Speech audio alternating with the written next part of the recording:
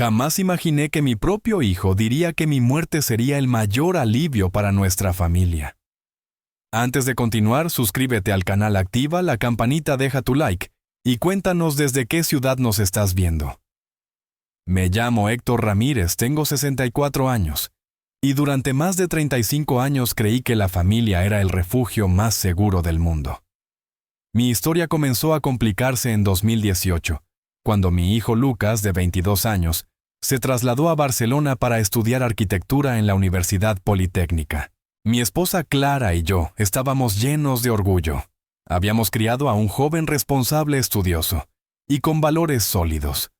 Durante su infancia y adolescencia, Lucas fue ese hijo que todo padre sueña tener. Sacaba buenas notas, ayudaba en casa, respetaba a los mayores y tenía una sonrisa que iluminaba cualquier habitación. Recuerdo perfectamente el día que lo llevamos a Barcelona. Era septiembre de 2018, hacía un calor húmedo, y mientras acomodábamos sus maletas en la residencia universitaria, Lucas me abrazó y me dijo: «Papá, todo el esfuerzo que hacéis no será en vano. Prometo no fallaros». Clara lloró de emoción, y yo sentí un orgullo que me hinchaba el pecho. Pensé que todos los sacrificios habían valido la pena. Los primeros 2 años fueron tal como esperábamos. Lucas llamaba cada fin de semana contándonos sobre sus clases, sus profesores y sus amigos. Sus calificaciones eran excelentes, y cuando volvía a casa en vacaciones, seguía siendo el mismo hijo considerado, ayudaba con las compras, conversaba conmigo sobre sus proyectos, y parecía estar construyendo un futuro brillante. Pero algo cambió lentamente en 2020. Primero fueron detalles sutiles que Clara y yo atribuimos a la madurez universitaria.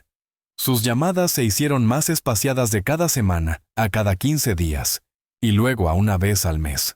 Su tono cambió, ya no era el joven entusiasta que contaba todo, sino alguien distante y frío que parecía apurado por terminar las conversaciones. El primer signo de alarma real apareció con las facturas del dinero que le habíamos dado para gastos universitarios. Durante los 2 primeros años, Lucas había sido extremadamente cuidadoso. Sus gastos eran previsibles: libros, material de estudio, transporte y comidas en la universidad. Pero en 2020 comenzaron los cargos inexplicables, compras impulsivas, gastos innecesarios y finalmente pequeñas mentiras sobre su manejo del dinero. Fue entonces cuando entendimos que algo profundo había cambiado en nuestro hijo. Y la verdad que nos esperaba era más dolorosa de lo que jamás imaginamos. El límite mensual de 400 euros rara vez se superaba, pero en 2021, especialmente durante el segundo semestre, empecé a notar gastos extraños de Lucas. Restaurantes caros en el centro de Barcelona, bares con copas, e incluso compras en tiendas de ropa de marca que claramente no estaban dentro de nuestro presupuesto familiar. Cuando le pregunté sobre esos gastos durante una videollamada, Lucas se puso a la defensiva. «Papá, son gastos necesarios para mi carrera», decía. «Tengo que socializar con mis compañeros, hacer contactos. No puedes pretender que viva como un ermitaño».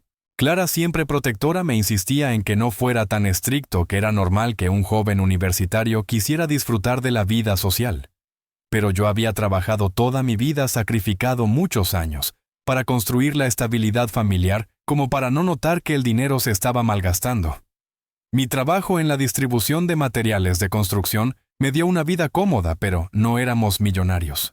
Mi jubilación anticipada a los 58 años había sido posible gracias a ahorro y planificación cuidadosa. Durante 2022 la situación se volvió más preocupante.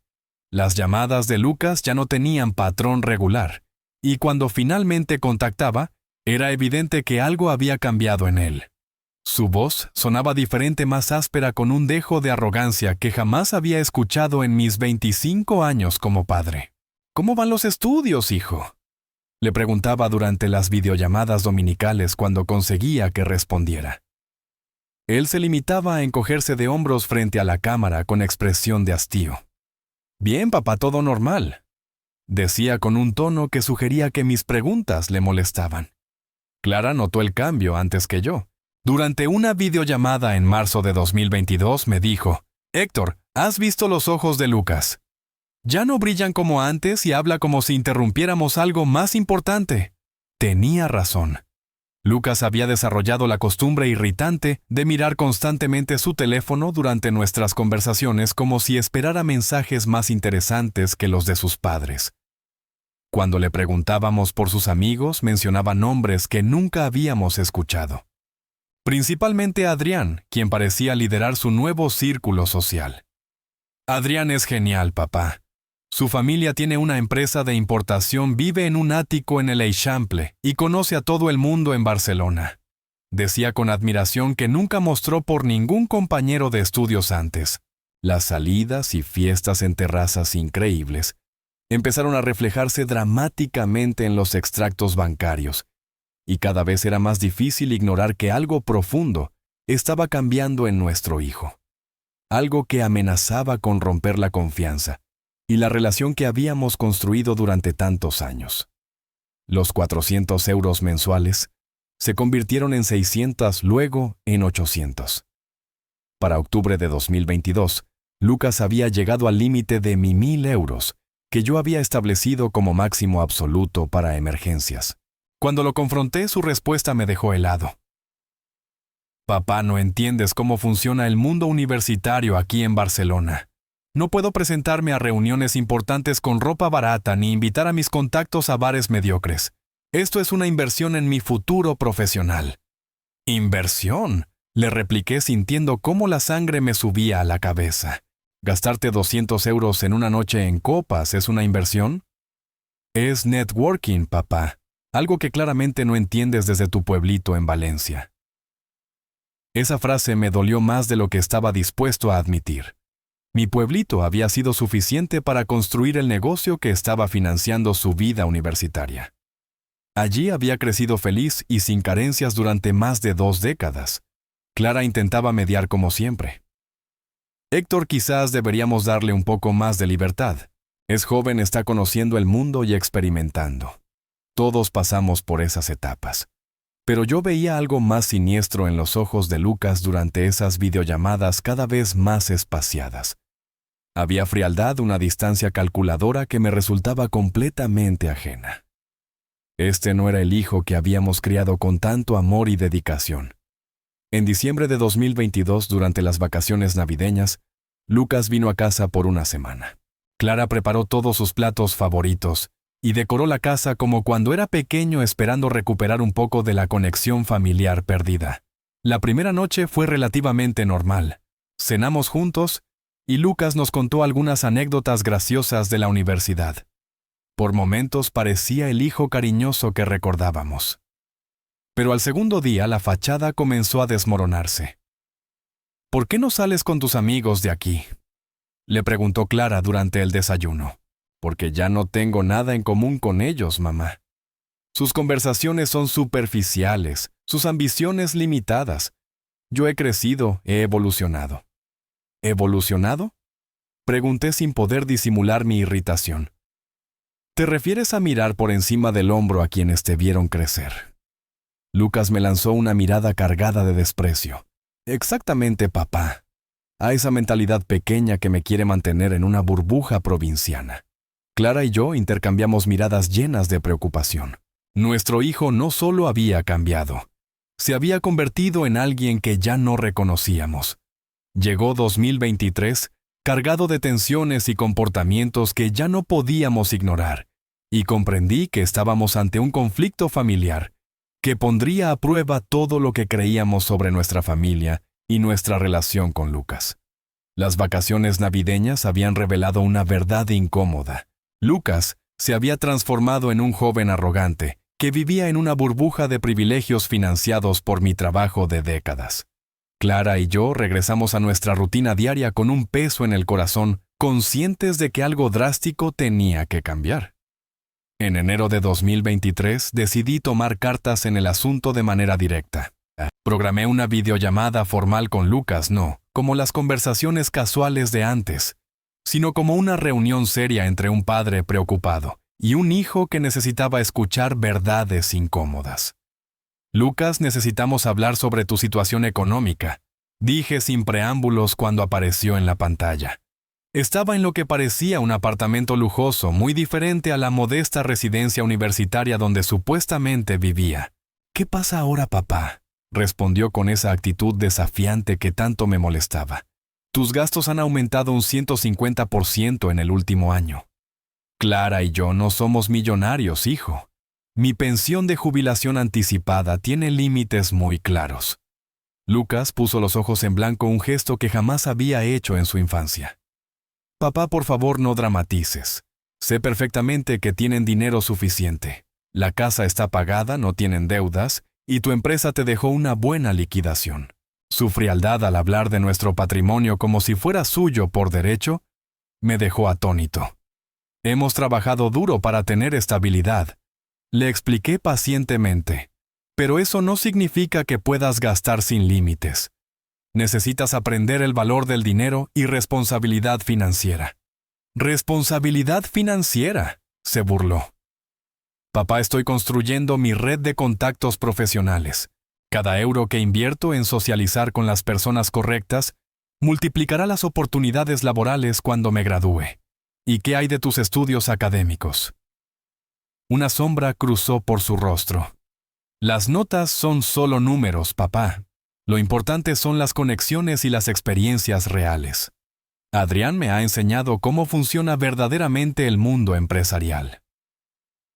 Ahí estaba otra vez Adrián, el misterioso amigo que parecía tener influencia desmesurada sobre las decisiones de Lucas. Decidí indagar más sobre él. Cuéntame más de Adrián. ¿A qué se dedica su familia? Importan productos electrónicos desde Asia. Tienen contratos millonarios y oficinas en Barcelona y Madrid. Adrián maneja parte del negocio familiar mientras termina sus estudios. ¿Y él te ha prometido algún puesto en su empresa? Lucas vaciló por primera vez en la conversación. No es tan directo, papá, pero estar en su círculo me abre puertas que nunca habría imaginado. Comprendí entonces que no solo enfrentábamos gastos excesivos, sino una influencia externa que estaba moldeando la personalidad y las decisiones de nuestro hijo, y que la relación familiar estaba en grave riesgo. Tendría acceso de otra manera. Esa conversación se repitió con ligeras variaciones durante los siguientes meses. Cada vez que intentaba explicarle la importancia de la moderación financiera, Lucas respondía con argumentos cada vez más elaborados sobre inversiones en capital social y construcción de marca personal. En marzo de 2023, los extractos bancarios mostraron gastos que me parecieron inaceptables: 300 euros en una sola cena, 150 euros en copas. Un miércoles, 500 euros en ropa de marca en un solo día. Cuando lo confronté, su justificación me indignó profundamente. Papá, el próximo mes, Adrián me va a presentar con empresarios importantes. No puedo aparecer vestido como un estudiante promedio. La imagen es fundamental en los negocios. ¿Y tus libros? ¿Tus materiales de estudio? Porque veo pocos gastos académicos en tus facturas. Los libros digitales son gratuitos, papá. Estás muy desactualizado sobre cómo funciona la educación moderna. Clara intentaba suavizar mis preocupaciones. Héctor quizás esté exagerando un poco, pero es cierto que los jóvenes manejan las cosas diferente. Tal vez deberíamos confiar más en su criterio. Pero yo no podía quitarme de encima la sensación de que estaba siendo manipulado. Mis instintos desarrollados tras décadas de trabajo duro me advertían que algo estaba terriblemente mal. No era solo el dinero. Era la actitud, la arrogancia, la forma despectiva con la que Lucas ahora se refería a nuestra familia y a nuestros orígenes. En julio de 2023, durante una conversación particularmente tensa sobre sus gastos veraniegos, Lucas cruzó una línea que jamás había cruzado antes. Mira, papá, si tanto te molesta mantenerme, puedo buscar otras alternativas. Adrián conoce inversionistas que podrían financiar el resto de mis estudios. ¿Estás amenazándome, Lucas? No es una amenaza, es una opción práctica. Ustedes no entienden las oportunidades que estoy construyendo aquí. Colgué la videollamada sin despedirme. Clara me encontró una hora después en mi estudio con la cabeza entre las manos, preguntándome dónde había fallado como padre. El hijo que había criado con tanto amor se había convertido en alguien que me chantajeaba emocionalmente por dinero. Los meses de agosto y septiembre transcurrieron en una calma tensa. Después de aquella conversación de Julio, Lucas redujo sus comunicaciones a mensajes de texto esporádicos, fríos y completamente funcionales. Necesito dinero para libros. Se acabó el saldo del transporte. Tengo que renovar el alojamiento. ¿Nada más? Ninguna pregunta sobre nuestra salud, nuestra vida cotidiana, ni un gesto de afecto. Comprendí entonces que la distancia emocional y la arrogancia de Lucas no solo estaban dañando nuestra relación, sino que ponían en riesgo la confianza que habíamos construido durante más de 2 décadas. Era evidente que el conflicto con nuestro hijo apenas comenzaba. Ningún interés en nuestras vidas. Ninguna muestra del cariño que una vez caracterizó nuestra relación. Clara se había sumido en una melancolía silenciosa. La veía observar las fotografías familiares en el pasillo, especialmente aquella donde Lucas tenía 15 años, y sonreía genuinamente durante unas vacaciones en la costa. ¿Dónde perdimos a nuestro hijo?, me preguntó una tarde de octubre mientras preparaba una cena que solo comeríamos nosotros dos. No lo perdimos, le respondí, aunque no estaba completamente convencido de mis palabras. Solo está atravesando una etapa difícil. Ya volverá en sí. Pero algo en mi interior me decía que el cambio era más profundo. Los extractos bancarios de octubre y noviembre mostraron un patrón de gastos incomprensible. Viajes de fin de semana a Valencia y Barcelona, cenas en restaurantes Michelin, entradas para eventos exclusivos. Lucas vivía como un joven millonario financiado por mis décadas de trabajo y ahorro. A finales de noviembre decidimos planear una reunión familiar especial para las fiestas navideñas. Clara sugirió alquilar un salón en uno de los hoteles más elegantes de Valencia, invitar a toda la familia extendida y hacer una celebración que recordara a Lucas la importancia de los vínculos familiares. Quizás si ve a todos reunidos a sus tíos, primos y abuelos, recordará quién es realmente, me dijo Clara mientras revisábamos opciones de catering. La idea me pareció acertada. Habíamos pasado demasiadas celebraciones recientes en la intimidad de nuestro hogar, y tal vez una gran reunión ayudaría a reconectar a Lucas con sus raíces. Reservamos el salón principal del Hotel Las Arenas para la noche del 31 de diciembre de 2023, con capacidad para 40 personas. Nada demasiado ostentoso, pero lo suficientemente elegante para que Lucas no pudiera quejarse de que no entendíamos su nuevo nivel social. Cuando le comunicamos los planes por WhatsApp, su respuesta inicial fue desinteresada: «Vale, estaré ahí». Pero días después, al enviarle los detalles específicos del evento, su actitud cambió drásticamente. ¿Por qué tanto dinero en una fiesta familiar? Podrían haber hecho algo más sencillo en casa. La ironía de que él me criticara por gastos excesivos no pasó desapercibida. Después de años de celebraciones modestas, queríamos hacer algo especial. Además, sería la primera vez en mucho tiempo que toda la familia estuviera reunida. Espero que no hagan discursos emotivos sobre la importancia de la familia. Ya no soy un niño, escribió. Esa respuesta debería haberme alertado sobre lo que estaba por venir, pero seguía aferrado a la esperanza de que una vez presente físicamente rodeado del cariño de la familia, el verdadero Lucas emergiera nuevamente. La noche del 31 de diciembre se acercaba, y con ella la incertidumbre sobre si aquel encuentro lograría rescatar al hijo que habíamos conocido, o solo profundizaría la distancia emocional que nos separaba. Diciembre llegó cargado de expectativas. Clara se había esmerado en cada detalle: flores, música, menú y decoración. Mis hermanos Elena y Carlos habían viajado desde Castellón con sus familias. Mis padres, ya octogenarios pero aún vitales, estaban emocionados por ver a su nieto después de tantos meses. Lucas llegó con 2 horas de retraso.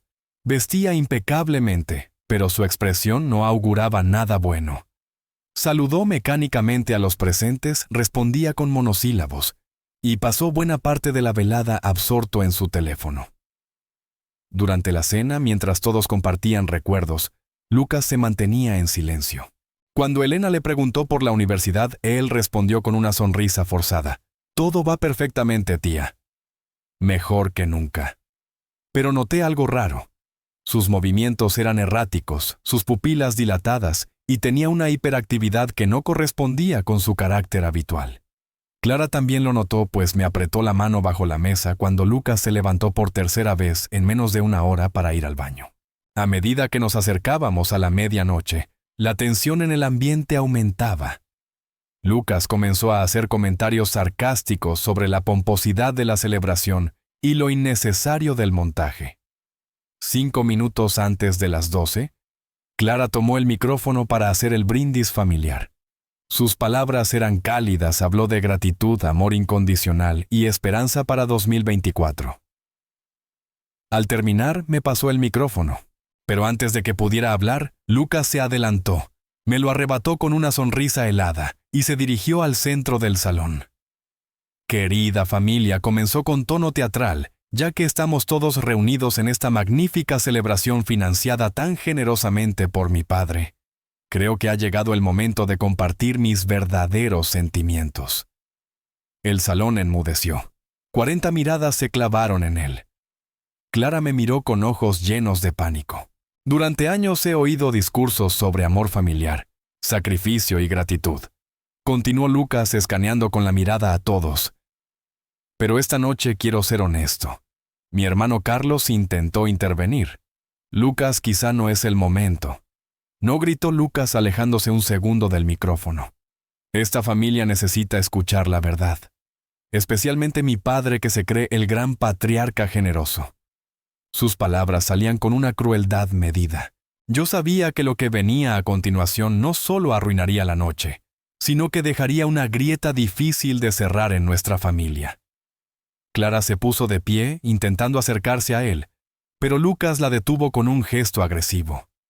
¿Sabéis cuál sería el mejor regalo para esta familia en 2024? Preguntó elevando la voz hasta convertirla en un rugido. La muerte de mi padre. Su muerte sería el mejor regalo. El mundo se detuvo. Literalmente sentí cómo el tiempo se congelaba. Sus palabras rebotaron en las paredes del elegante salón, como cuchillas buscando el blanco más vulnerable en mi corazón. Mi madre de 82 años se llevó las manos al pecho y comenzó a llorar en silencio. Elena, mi hermana, se levantó tan bruscamente que la silla cayó hacia atrás. Los niños, los pocos primos pequeños que había, miraban con ojos gigantes sin entender por qué todo se había vuelto tan frío. Lucas, gritó Clara con una voz rota, una que jamás le había escuchado en nuestros 30 años juntos. ¿Cómo puedes decir eso? Pero él no había terminado. Como si llevase meses guardando veneno, continuó. Sí, lo repito. Este viejo controlador que se cree dueño de nuestras vidas solo estorba. Sin él, podríamos vivir libres sin sermones sobre dinero y responsabilidad. La reacción fue inmediata. Mi cuñado Miguel se levantó furioso y le arrebató el micrófono. Elena lo increpó con una dureza que nunca le había visto. ¿Cómo te atreves a hablarle así a tu padre? ¿Quién te crees? Pero lo que más me dolió no fueron las palabras, sino su rostro. No había arrepentimiento ni sorpresa, solo satisfacción, como si por fin se hubiese liberado. Los invitados comenzaron a recoger sus cosas. Algunos nos miraban con compasión. La fiesta de Año Nuevo se convirtió en una humillación pública que jamás olvidaré. Clara corrió hacia mí y me abrazó temblando. Héctor, por favor, vámonos ya. Sus lágrimas empapaban mi camisa. Su cuerpo se sacudía con sollozos ahogados. Lucas había desaparecido. Aprovechó el caos para escabullirse del salón, quizás avergonzado por las reacciones, pero no por sus palabras. El viaje de vuelta a casa fue el más silencioso y doloroso de nuestras vidas. Clara lloraba quedamente en el asiento del copiloto mientras yo conducía por las calles de Valencia, sintiendo que me habían arrancado algo del alma. Las luces de los fuegos artificiales iluminaban el cielo, pero para nosotros la celebración había terminado de la forma más amarga posible. Una vez en casa, Clara y yo nos sentamos en el sofá sin decir palabra. Lo único que quedaba era un vacío. Nos sentamos en la cama abrazados intentando procesar lo que acababa de pasar. ¿En qué nos equivocamos?, me preguntó Clara entre lágrimas. ¿Cómo hemos llegado hasta aquí? Pasé el resto de la noche, repasando cada decisión que había tomado como padre. Cada sacrificio, cada consejo, cada gesto de cariño. Fui demasiado permisivo, demasiado exigente, demasiado generoso. Cuanto más lo pensaba, más claro lo veía. Las palabras de Lucas no fueron un arrebato. No fue una borrachera ni un impulso momentáneo. Fue deliberado. Quiso herirme, y lo logró. A las 6 de la mañana del 1 de enero de 2024, mientras Clara dormía exhausta, me levanté en silencio. Fui a mi despacho y saqué la tarjeta de Antonio Llorens, mi abogado de confianza. No iba a permitir que mi propio hijo siguiera humillándome mientras vivía de mi esfuerzo. Si Lucas creía que mi muerte sería un regalo, entonces iba a experimentar en vida cómo se siente quedarse sin mi apoyo. Las palabras tienen consecuencias. Antonio había sido mi asesor legal por más de 15 años. Había gestionado la venta de mi empresa, estructurado mi jubilación anticipada y conocía a fondo nuestras finanzas. Lo llamé la mañana del 2 de enero. «Héctor, ¿estás bien?», preguntó al oír mi voz apagada. «Necesito verte hoy. Es urgente. Tiene que ver con Lucas. Ha pasado algo grave. Algún problema legal, Nam. Algo que debí haber hecho hace meses. ¿Puedo ir a las 10? Durante el desayuno, Clara intentó detenerme. Héctor, piénsalo. Estaba alterado. Quizás bebió demasiado. No puede haberlo dicho en serio. Pero yo llevaba horas analizando todo, no solo lo de anoche, sino 2 años de actitudes. La arrogancia, el desprecio por nuestros valores, el chantaje emocional disfrazado de necesidad. Clara, lo de anoche no fue un accidente. Fue la culminación de algo que lleva gestándose mucho tiempo. Lucas sabía lo que decía, y lo dijo a conciencia, pero es nuestro hijo. Justamente por eso. Si es nuestro hijo, tiene que aprender que las acciones tienen consecuencias. No lo estoy rechazando. Estoy poniendo límites. Clara no respondió. Solo bajó la vista con el rostro bañado en tristeza. Ambos sabíamos que después de aquella noche, nada volvería a ser igual. Y si ya no es el hijo que criamos, no merece seguir viviendo de nuestro esfuerzo mientras nos desprecia. Me repetí en silencio mientras caminaba hacia el despacho de Antonio Llorens. Su oficina estaba en el centro histórico de Valencia, en un edificio restaurado que desprendía elegancia y seriedad. Llegué a las 10 en punto. Antonio ya me esperaba con expresión grave. «Cuéntame qué pasó», dijo directamente, sin cortesías. Le relaté con detalle todo lo ocurrido en la cena de fin de año. Antonio me escuchó sin interrumpir, tomando notas con su estilográfica. Al terminar, se quedó en silencio unos segundos. «Héctor, entiendo tu dolor, pero quiero asegurarme de que esta decisión no esté guiada solo por la rabia. He tenido toda la noche para pensarlo. No es impulso, es necesidad». «Muy bien. ¿Qué quieres hacer exactamente?» «Quiero cortar todo apoyo económico a Lucas, cancelar su tarjeta de crédito, suspender las transferencias mensuales, retirar su acceso a cualquier cuenta asociada». Antonio asintió. «Es legalmente viable. Lucas es mayor de edad. No tiene ningún derecho sobre tu patrimonio mientras estés vivo. Además, quiero modificar mi testamento. Si piensa que mi muerte sería un regalo, entonces que reciba una herencia acorde con sus palabras. Eso también puede hacerse, pero sugiero que empecemos por lo inmediato, cortar el acceso actual. Ya veremos si hay cambios de actitud». Tenía razón. Lo mejor era proceder paso a paso. Pasamos las 2 horas siguientes revisando todos los documentos vinculados a Lucas. Era más de lo que recordaba: una tarjeta de crédito suplementaria, transferencias automáticas, una cuenta de ahorros conjunta, abierta para sus estudios, incluso una póliza de salud privada. «Todo esto puede cancelarse hoy mismo», me explicó Antonio. «Los bancos procesarán las órdenes antes del cierre». «Perfecto. Quiero todo inhabilitado antes de que pueda gastar más. ¿Y si te llama pidiendo explicaciones? Le diré la verdad. Si quiere vivir independiente y desprecia nuestros valores, entonces puede demostrar esa independencia sin nuestro dinero». Firmé los documentos sin temblar. Era un acto de protección, no de castigo. Clara no lo aprobaba del todo, pero en el fondo sabía que no podíamos seguir sosteniendo a alguien que solo ofrecía desprecio a cambio de sacrificio. Lucas iba a enfrentar por primera vez la realidad de una vida sin respaldo. Y quizás, solo quizás, eso lo haría reflexionar. Firmé todos los documentos: cancelaciones bancarias, revocaciones de autorizaciones, suspensiones de transferencias. Cada firma era una liberación, como si estuviera recuperando el control tras años de permitir que la situación se deteriorara. Salí de la oficina de Antonio al mediodía con una extraña sensación de calma. Por primera vez en meses, había actuado con decisión para proteger mi dignidad y la de Clara. Ya no seríamos víctimas silenciosas de los abusos emocionales y económicos de nuestro propio hijo.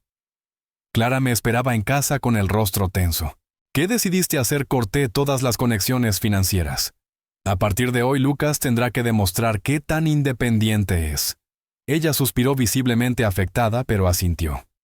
Probablemente sea lo correcto.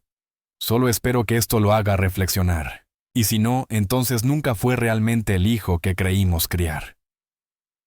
El primer efecto no tardó. Esa misma tarde, Lucas intentó usar su tarjeta y descubrió que había sido cancelada. Su primera reacción fue llamarme. No respondí. Quería que sintiera, aunque solo fuera por unas horas, lo que significa no tener acceso automático a recursos que no valora. Al día siguiente decidí contestar.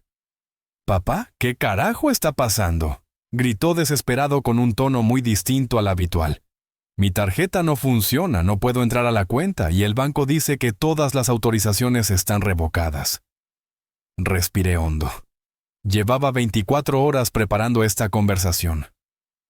Las consecuencias de tus palabras, Lucas. Eso es lo que está pasando. ¿Consecuencias? No puedes hacerme esto. Tengo gastos, clases, necesito ese dinero para vivir en Barcelona. Curioso. Hace 3 noches dijiste delante de toda la familia que mi muerte sería el mejor regalo. Hoy estás viendo cómo sería tu vida sin mí. Considéralo una pequeña muestra. Hubo silencio. Podía oír su respiración acelerada al otro lado de la línea. Papá, yo... Estaba alterado esa noche. No lo parecía. Tus palabras fueron claras. No hubo alcohol suficiente para justificar tanta precisión. No quise decirlo así. Entonces tendrás que demostrarlo. No con excusas, con acciones. Colgué con firmeza. Me temblaban un poco las manos, pero no de culpa. De tristeza. No era fácil cortar ese lazo, pero era necesario. Lucas debía entender que crecer también es asumir responsabilidad. Y yo por fin estaba dispuesto a dejar de sostener un sistema donde el amor se confundía con tolerar lo intolerable. Había bebido, no pensé claramente. Lucas, las palabras que dijiste no salieron del vino ni del cansancio. Salieron de meses de desprecio acumulado en silencio. Mi voz era firme, pero mi pecho pesaba como plomo. No puedes dejarme sin nada, dijo. Soy tu hijo. Justamente por eso debes aprender la lección ahora, no, cuando sea demasiado tarde. Un hijo que respeta a su padre no desea públicamente su muerte. Colgué. No esperé respuesta. Clara desde la cocina me miraba con lágrimas silenciosas, pero con ese gesto sereno de quien sabe que se ha hecho lo correcto. Me abrazó en silencio. Duele, susurró, pero era lo que tocaba. Los días siguientes fueron un desfile de intentos de contacto. Llamadas, mensajes, correos. Clara y yo leímos cada uno en silencio antes de eliminarlos. Al cuarto día cambiamos nuestros números. Eliminamos sus redes sociales. Retiramos las fotos recientes del salón. Y comenzamos a reconstruir el hogar que Lucas había ensombrecido durante tanto tiempo. ¿No crees que estamos siendo demasiado duros?, me preguntó Clara una tarde con una foto en la mano, el rostro de Lucas, aún adolescente y sonriente. Durante años fuimos cómplices pasivos de su chantaje emocional. Le dimos espacio para crecer, pero también para aplastarnos. Ya basta. Ella asintió sin palabras. Teníamos razón y ambos lo sabíamos. A la segunda semana las llamadas no vinieron de él, sino de los demás. Mi hermana Elena fue la primera. Héctor Lucas me llamó. Dice que no tiene para comer. ¿De verdad vas a dejarlo así? Tú estuviste en la cena de Nochevieja, Elena, claro, pero... Fue horrible, sí, pero... No hay pero. No puede insultarnos y seguir viviendo de nuestro esfuerzo. Tiene 25 años. Es hora de que se sostenga solo.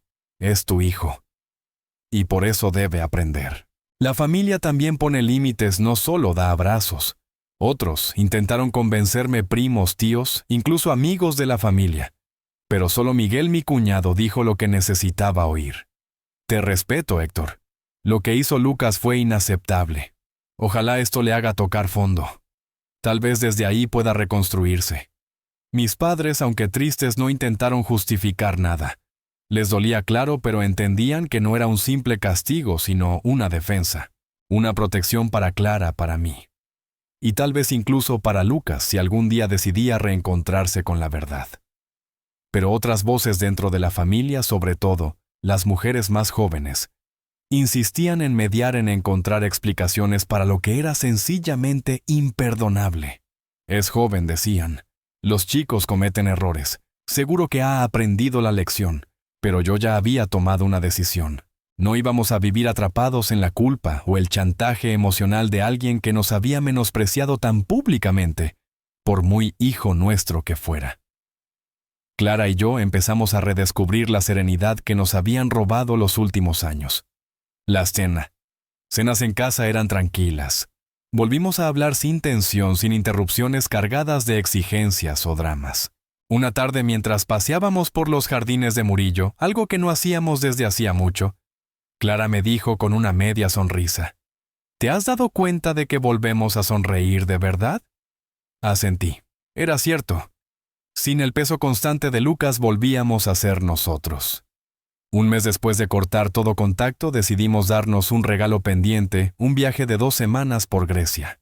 Clara siempre había querido ver los atardeceres en Santorini, y yo desde joven soñaba con caminar por la Acrópolis. Esta vez no hubo dudas ni excusas ni ¿y si Lucas nos necesita? Reservamos vuelos, hotel y partimos sin mirar atrás. Durante el viaje recuperamos algo más que paisajes, nos recuperamos el uno al otro. Paseamos entre columnas milenarias, cenamos en terrazas sobre el mar Egeo, reímos como hacía años no lo hacíamos. No sabía cuánto me había olvidado de mí misma, me confesó Clara una noche, mientras compartíamos una copa de vino en Paros. Al volver a Sevilla encontramos docenas de mensajes de familiares. Lucas, al parecer, había tenido que dejar su apartamento en Nervión y se había mudado a un estudio en Triana. Ya no salía con sus amigos de siempre, los mismos que lo alentaban a presumir y gastar sin medida. Todos habían desaparecido cuando dejó de ser útil para sus planes. Y lo más significativo, según contó mi cuñado Miguel Lucas, ya no hablaba de Adrián, aquel supuesto amigo millonario que tanto lo influenciaba. Al parecer su figura se había esfumado al mismo ritmo que el dinero. Las verdaderas amistades, supimos entonces, no se miden por las fiestas compartidas, sino por quién queda cuando todo lo demás desaparece. Nuestro regreso de Grecia marcó el inicio de una rutina que Clara y yo habíamos olvidado que era posible. Desayunos tranquilos leyendo el periódico, tardes podando el jardín, noches viendo películas sin interrupciones ni sobresaltos emocionales.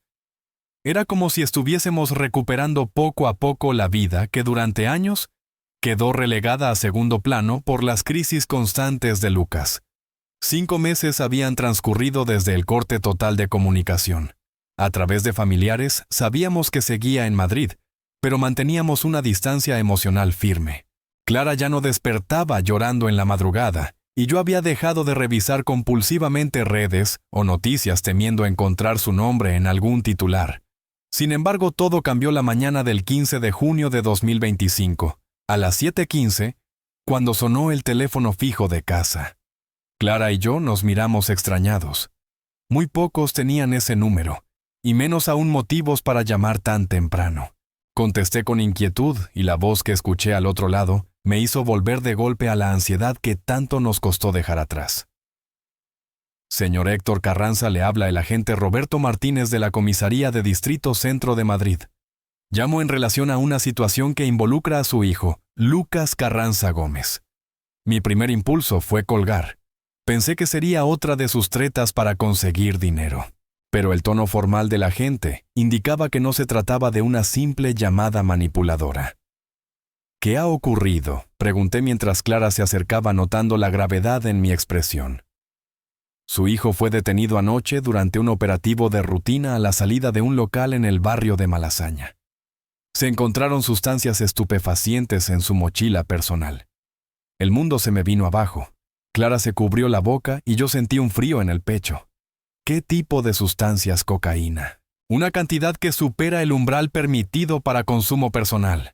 Está siendo procesado. Requiere representación legal urgente. ¿Dónde está ahora? En los calabozos de nuestra comisaría. Esta tarde un juez decidirá si queda en libertad con cargos o en prisión preventiva hasta el juicio. Tomé nota de cada detalle, colgué lentamente, y me dejé caer en el sofá. Clara me abrazó sin decir una palabra. Por mucho que intentáramos alejarnos, el dolor volvía a llamar a nuestra puerta. Clara me abrazó y permanecimos en silencio varios minutos, asimilando esta nueva dimensión de la crisis familiar que creíamos ya superada. Héctor, tenemos que hacer algo, dijo finalmente. No podemos dejarlo solo. ¿Hacer qué exactamente? Correr a Madrid a salvarlo de las consecuencias de sus decisiones. Pero son drogas. Esto puede arruinarle la vida. ¿Y quién eligió ese camino, Clara? ¿Nosotros?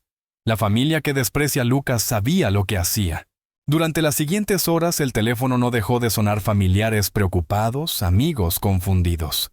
Cerca del mediodía llegó la llamada que más temía Lucas. «Papá». Su voz sonaba rota. «Necesito tu ayuda. Me dicen que puedo ir a prisión». «¿Cómo llegaste a esto?» «Fue un error. Adrián me pidió llevar algo para una fiesta. Dijo que no pasaba nada. Otra vez Adrián, el supuesto amigo millonario desaparecido cuando se acabó el dinero, reaparecido para arrastrarlo a esto. ¿Dónde está Adrián ahora?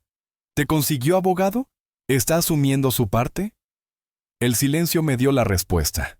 «No lo he visto desde que me arrestaron», confesó. «Claro. Los amigos desaparecen en los momentos reales. Papá, por favor. No quiero sermones. Necesito un abogado. Y durante 5 meses no necesitaste nada de mí. Has sido independiente. ¿Por qué ahora sí me necesitas? ¿Vas a dejarme solo?» Su voz tembló. Mis impulsos me pedían correr a ayudarlo. Pero recordé sus insultos, su desprecio, el deseo de verme muerto pronunciado con tanta seguridad aquella noche vieja. «Vas a tener un abogado, uno de oficio. El Estado te garantiza defensa, pero no pagaré representación privada. Los de oficio no sirven». «Entonces, ¿qué te sirva para aprender que las decisiones tienen consecuencias?» Colgué. Clara me miró con lágrimas. «¿Estás seguro de lo que hacemos?» «Si lo rescatamos ahora, ¿qué aprende? Que siempre lo salvaremos, sin importar lo que haga». Esa tarde mi hermana Elena nos informó que Lucas había quedado en libertad con cargos. Debía presentarse semanalmente ante la justicia, pero evitaba prisión preventiva. «Probablemente le suspendan la condena si coopera», dijo Elena. «Me alegro por él», respondí sinceramente. «Espero que lo entienda como una oportunidad. Y no es hora de tenderle un puente, no. Lucas no sufre por mis decisiones. Enfrenta las suyas. Es una diferencia clave». Los meses siguientes fueron un equilibrio incómodo entre alivio y tristeza. A través de Elena supimos que Adrián había desaparecido de su vida. Sus redes sociales y móviles seguían inactivos. Las redes sociales de Adrián Torres habían desaparecido por completo, y según los rumores que nos llegaban, su familia lo había enviado discretamente a estudiar a Londres para evitar cualquier asociación con el escándalo. «Típico», comenté mientras Clara servía el café una mañana. «Los que tienen recursos siempre encuentran la forma de huir cuando las cosas se complican». Pero lo más revelador no era Adrián, sino cómo reaccionó el círculo social de Lucas. Aquellos que compartían con él cenas caras y fiestas pagadas con nuestro dinero, ahora lo evitaban sistemáticamente. Las invitaciones dejaron de llegar y los saludos en la universidad se volvieron incómodos y esquivos. Increíble cómo desaparecen las amistades cuando desaparece el dinero, reflexionó Clara mientras picaba verduras en la cocina. El cambio más radical, sin embargo, fue laboral. sin acceso a nuestra ayuda económica y con gastos legales que su abogado de oficio apenas podía cubrir. Lucas se vio obligado a trabajar por primera vez. Según los amigos de mi hermana Elena, había conseguido empleo como repartidor en una aplicación de comida rápida. Recorría Madrid en una moto prestada entregando pedidos hasta la madrugada. Trabaja casi todas las noches hasta las 3. Me dijo Elena por teléfono. Apenas duerme, pero sigue intentando estudiar durante el día. Pregunté si aún asistía a clases. Lo intenta, pero va justo, añadió. Está agotado. La imagen de mi hijo, aquel que antes presumía de sus contactos y criticaba la mentalidad pequeña de Sevilla, ahora llevando pizzas a estudiantes, que probablemente lo habían visto en sus días más arrogantes, me provocaba sentimientos encontrados. Parte de mí sentía una amarga justicia, pero otra parte dolía mucho. Clara también cargaba con esa dualidad. Una noche de tormenta confesó entre susurros. A veces pienso que fuimos demasiado duros. No sé si podré vivir con eso. Clara, ¿recuerdas lo que dijo en Nochevieja? Ella asintió sin mirarme. Lo tengo grabado. Fue cruel. No fue un arrebato, fue calculado. Entonces también debes recordar que deseó públicamente mi muerte. No era una broma, no fue impulsivo, fue una declaración. Clara bajó la mirada pero no respondió. El silencio entre nosotros no era de desacuerdo, sino de una tristeza compartida que no sabíamos cómo sanar. Exactamente por eso no podemos rescatarlo ahora, Clara. Si de verdad queremos que Lucas vuelva a ser nuestro hijo, tiene que redescubrir quién es cuando nadie le resuelve los problemas. Durante septiembre las noticias que llegaban a través de Elena se volvieron más preocupantes. Al parecer Lucas tuvo que dejar el apartamento compartido. Sus compañeros hijos de familias acomodadas no iban a subsidiar su parte, y él no podía afrontarlo con lo que ganaba repartiendo comida. Se ha mudado a una pensión en Lavapiés, me dijo Elena con cierta reserva. Una de esas donde alquilan por semanas, muy modesta. La residencia San Antonio, pequeña, ruidosa, baño compartido. Un año atrás, Lucas habría hecho comentarios despectivos sobre un sitio así. Y emocionalmente pregunté. Parece que empieza a darse cuenta. Habla menos, ya no presume, y un primo que lo ve en la facultad dice que se le nota más serio. No supe si alegrarme o preocuparme. ¿Estaba madurando o siendo aplastado por la realidad? En noviembre, finalmente una noticia alentadora. El juez le concedió la suspensión condicional. Hará servicios comunitarios por 6 meses y controles periódicos, pero no pisará prisión. Es una oportunidad, dije a Clara leyendo el resumen que nos envió Elena. ¿La aprovechará? Eso solo él lo puede decidir. Diciembre trajo una sorpresa aún mayor. Lucas había aprobado todas sus materias del semestre. A pesar del trabajo nocturno, el proceso judicial y las condiciones difíciles, logró mantener el ritmo académico. Eso requiere carácter, admití algo conmovido. Quizás siempre lo tuvo, dijo Clara, pero, como le dábamos todo, nunca necesitó sacarlo. Tenía razón. Durante años nuestro apoyo incondicional fue también su zona de confort. Sin consecuencias, sin exigencia real. Ahora por primera vez se enfrentaba a la vida como cualquier joven que no tiene red de seguridad. Esa noche Clara se quedó observando una foto antigua de Lucas en el salón. Me acerqué y le tomé la mano. No dijimos nada. Ambos sabíamos que lo queríamos de vuelta, pero no como era antes, sino como alguien que supiera valorar lo que cuesta levantarse cuando uno cae. Esa transformación, si llegaba, no podía ser impuesta. Tenía que ser elegida. Había eliminado cualquier incentivo para que Lucas desarrollara resistencia, disciplina o capacidad de sacrificio. Las dificultades actuales, aunque dolorosas, estaban forjando cualidades que deberían haberse cultivado en su adolescencia. El último informe del año nos llegó a través de mi cuñado Andrés, quien tenía contactos laborales en Madrid. Según comentó Lucas, había conseguido un segundo empleo los fines de semana, en un almacén de electrodomésticos cargando mercancía. Combinado con su trabajo nocturno como repartidor, ganaba unos 800 euros al mes, lo justo para cubrir lo básico, muy lejos de los 200 euros que solía gastar en fiestas cuando tenía acceso a nuestro dinero. ¿Sabes qué es lo más importante de todo esto?, le comenté a Clara mientras cenábamos. Por primera vez está viviendo solo de su esfuerzo. Sin manipulación, sin chantajes, solo trabajo duro. ¿Y eso lo está haciendo más fuerte o más resentido?, preguntó Clara. Supongo que lo sabremos pronto. El 2026 comenzó con una paz doméstica que no conocíamos desde hacía años. Las conversaciones matutinas regresaron a lo cotidiano: libros, recetas, jardinería. Ya no eran sobre Lucas ni sus crisis. No era indiferencia, sino una distancia emocional saludable. En febrero, Elena nos llamó con una novedad. La empresa de reparto había ascendido a Lucas a coordinador nocturno. Ahora supervisaba rutas, organizaba entregas y apoyaba a otros repartidores. Su sueldo subió a 950 euros. Lucas gestionando a otros, comentó Clara sorprendida. Hace 2 años no podía ni organizar su cuenta corriente. Pero lo más significativo llegó en abril. Andrés, que mantenía contactos en la universidad, nos informó que Lucas había sido destacado por su profesor de termodinámica avanzada durante una conferencia académica. El profesor lo citó como ejemplo de cómo la adversidad puede despertar el verdadero potencial de un estudiante. Nunca pensé oír algo así de Lucas, admití. Antes, solo estudiaba porque era lo que se esperaba de él. Ahora parece que encuentra un propósito. En mayo supimos que Lucas tenía pareja: Carmen Delgado, compañera de carrera, hija de una familia trabajadora. Cocinaban en casa, paseaban por el Retiro, estudiaban juntos. Nada que ver con las relaciones superficiales de antes, dijo Clara con una sonrisa de alivio. La sorpresa final llegó en agosto. Lucas había empezado terapia psicológica. Según Elena, quería entender por qué dijo lo que dijo en Año Nuevo. Clara me miró con esperanza silenciosa. ¿Será real?, preguntó. No lo sé, respondí.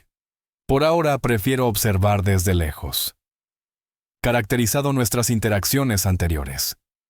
Hola, papá, dijo Lucas desde el umbral de nuestra casa en Sevilla el 15 de diciembre de 2026. Clara se quedó inmóvil junto a mí con la taza de café suspendida a medio camino entre la mesa y sus labios. Mi primer impulso fue cerrar la puerta por puro instinto de protección, pero algo en la mirada de Lucas me detuvo. No era altanería, no era súplica, era calma. ¿Puedo pasar?, preguntó sin apremio. Lo hice entrar. Clara dejó la taza en la encimera temblándole apenas la mano. Nadie habló durante los primeros minutos. Lucas observó con familiaridad silenciosa el salón donde había crecido. Todo estaba igual, y sin embargo él ya no lo era. Sacó de su mochila una pequeña caja de cartón de esas que entregan en los servicios de paquetería. No es un regalo, aclaró colocándola sobre la mesa. Es algo que necesitaba devolver. Dentro había una pulsera de plata que Clara le había regalado en su 18º cumpleaños. Había desaparecido durante la época en que vendía regalos familiares para costear sus fiestas. Verla ahí intacta fue demasiado para Clara. Se levantó discretamente y se fue al baño. No vengo a pedir nada, continuó Lucas en voz baja. Vengo a agradecer. ¿Agradecer qué?, pregunté con sinceridad.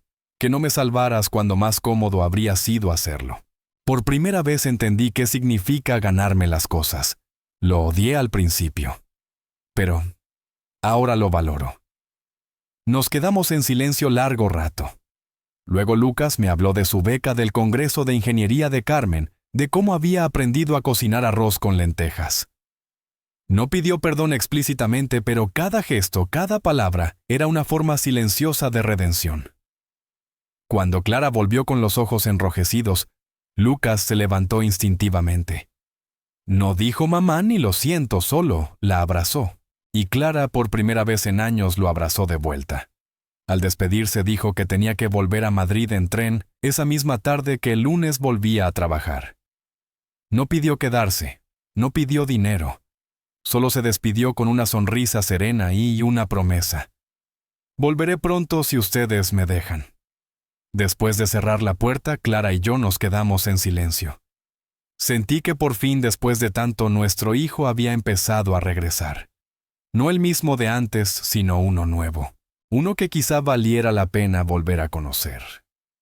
Sé que no tengo derecho a presentarme sin avisar, dijo Lucas desde el umbral, pero necesitaba hablar contigo.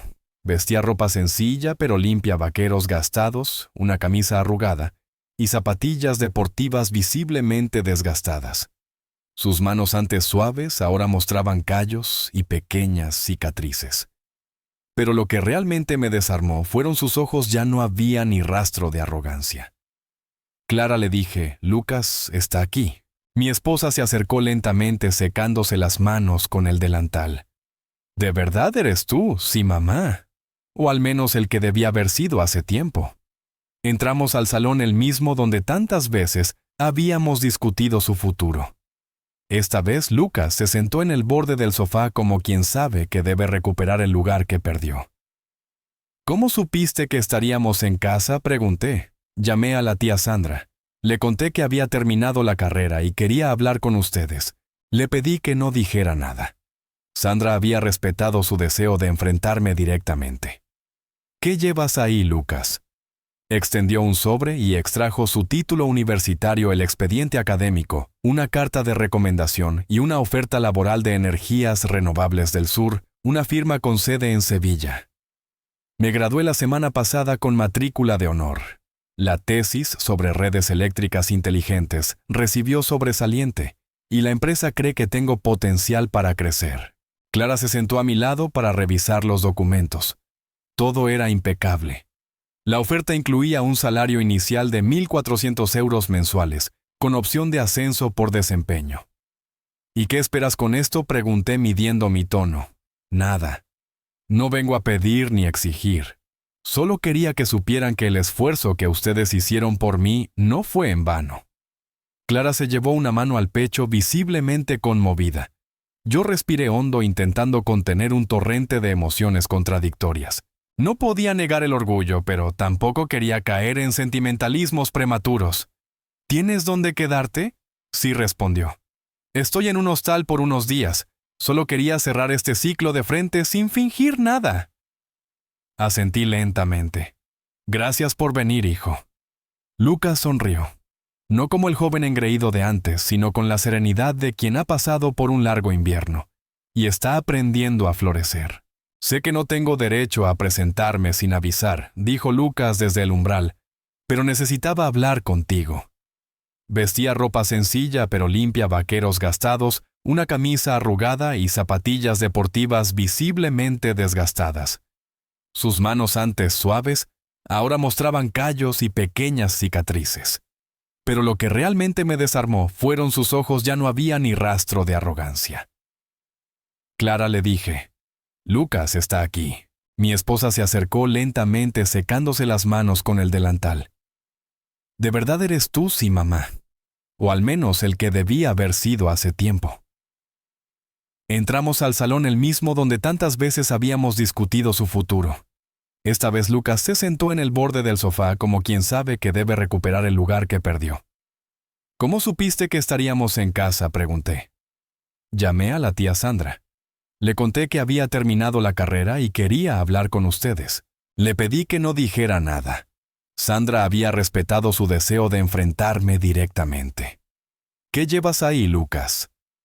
Extendió un sobre y extrajo su título universitario, el expediente académico, una carta de recomendación y una oferta laboral de Energías Renovables del Sur, una firma con sede en Sevilla. Me gradué la semana pasada con matrícula de honor.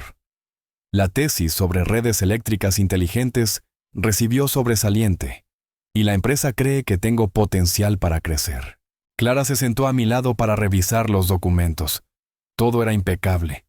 La oferta incluía un salario inicial de 1.400 euros mensuales, con opción de ascenso por desempeño. ¿Y qué esperas con esto?, pregunté midiendo mi tono. Nada. No vengo a pedir ni exigir. Solo quería que supieran que el esfuerzo que ustedes hicieron por mí no fue en vano.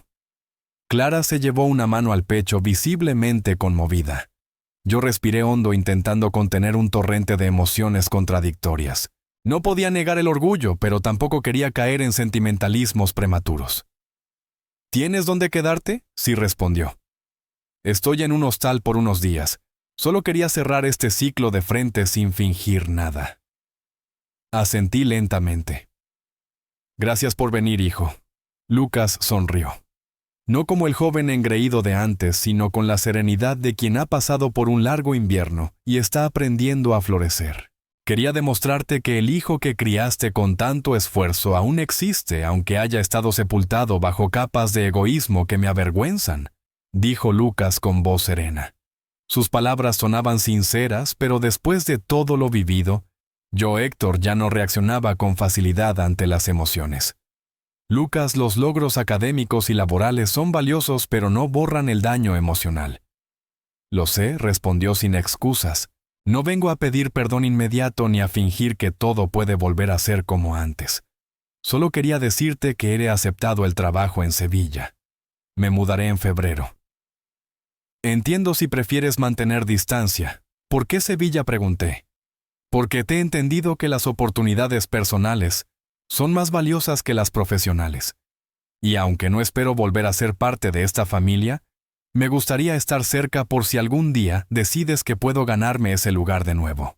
Clara me miró con esa mezcla de prudencia y afecto que solo las madres dominan.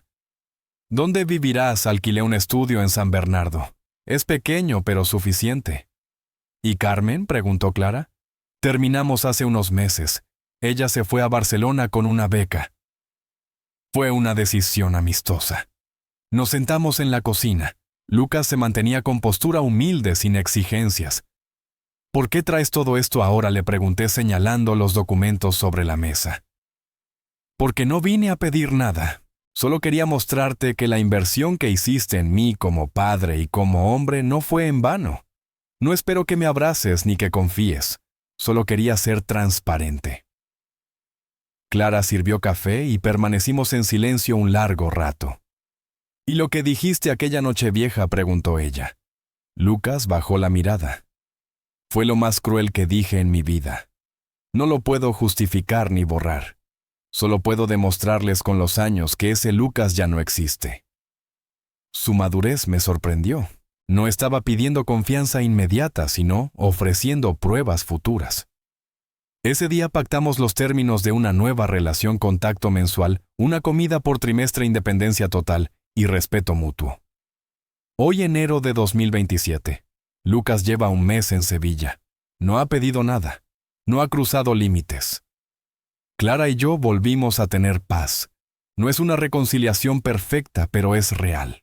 Hemos aprendido que el amor no exige sacrificios ciegos, y que la redención se gana con acciones, no con palabras.